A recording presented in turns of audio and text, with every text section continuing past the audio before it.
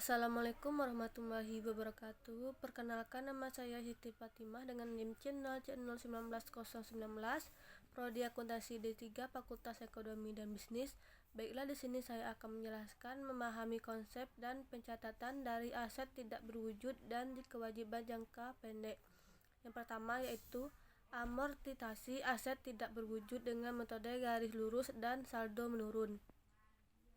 Yaitu amortisasi merupakan berkurang atau menurunnya nilai aktiva tetap tidak berwujud secara bertahap dalam jangka waktu tertentu di dalam suatu periode akuntansi. Karenanya, amortisasi berhubungan erat dengan aktiva tetap berwujud suatu perusahaan. Yang dimaksud aset tak berwujud adalah aset tetap yang tidak memiliki bentuk fisik dan sudah memiliki perusahaan lebih dari 1 tahun. Misalnya adalah seperti hak-hak yang dimiliki perusahaan. Aset tak berwujud dianggap memiliki nilai karena diharapkan dapat memberikan sumbangan kepada perusahaan. Yang kedua, jenis-jenis aset tidak tetap tak berwujud dan pelakunya. Aset tak berwujud bisa berupa aset yang terkait dengan pemasaran pelanggan, kontrak maupun teknologi. Beberapa jenis aktiva yang digolongkan sebagai aktiva tetap tak berwujud diantaranya adalah 1. Hak paten, 2. Hak cipta.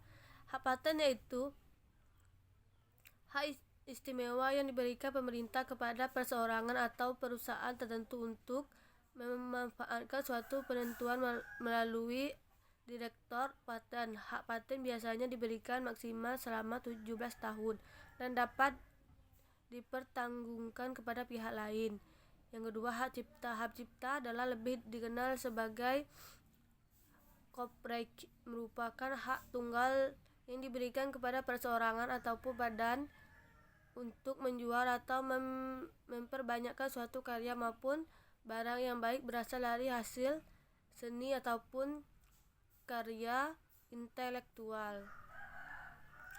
Yang selanjutnya yaitu klasifikasi kewajiban jangka pendek, yaitu jatuh tempo dalam jangka waktu tidak lebih dari 12 tahun dari tanggal laporan posisi keuangan, tanggal neraca, atau dimiliki untuk maksud dipertanggungjawabkan, atau entitas tidak memiliki hak tanpa syarat untuk menunda penyelesaian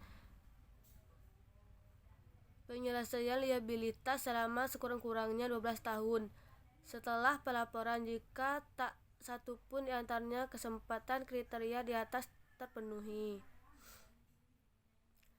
Pembayaran yang diterima di muka yang mengakibatkan timbulnya kewajiban untuk menyerahkan barang atau jasa yang merupakan yang masa akan datang, misalnya pendapatan yang diterima di muka, deposito dari pelanggan sewa, atau deposito di muka. Kewajiban lain yang akan jatuh tempo di periode berjalan, misalnya yang akan jatuh tempo lebih jauh lagi. Liabilitasnya yang masuk klasifikasi jangka pendek adalah liabilitas tidak diselesaikan dalam siklus operasi normal, tetapi jatuh tempo untuk diselesaikan dalam waktu di 12 bulan setelah periode pelaporan atau dimiliki untuk tujuan diperdagangkan. Misalnya liabilitas keuangan yang diklasifikasikan sebagai dimiliki untuk perdagangan. Pencatatan pajak atas kewajiban jangka pendek, yaitu pengertian jangka pendek. Kewajiban jangka pendek merupakan kewajiban yang diharapkan akan dikembalikan atau jatuh tempo selama 12 bulan setelah tanggung neraca. Secara umum dapat konteks pemerintah, kewajiban jangka pendek muncul antara lain karena penggunaan sumber pembiayaan berupa pinjaman yang bersifat jangka pendek dari masyarakat dan lembaga keuangan. 2. Periksa dengan pegawai yang bekerja pada periode pemerintah. Jadi jenis kewajiban jangka pendek terdiri atas uang transfer, utang bunga, utang kepada pihak ketiga, utang perhitungan pihak ketiga, bagian lancar utang jangka pendek. Baiklah, Itulah yang dapat saya sampaikan. Saya akhiri. Wassalamualaikum warahmatullahi wabarakatuh.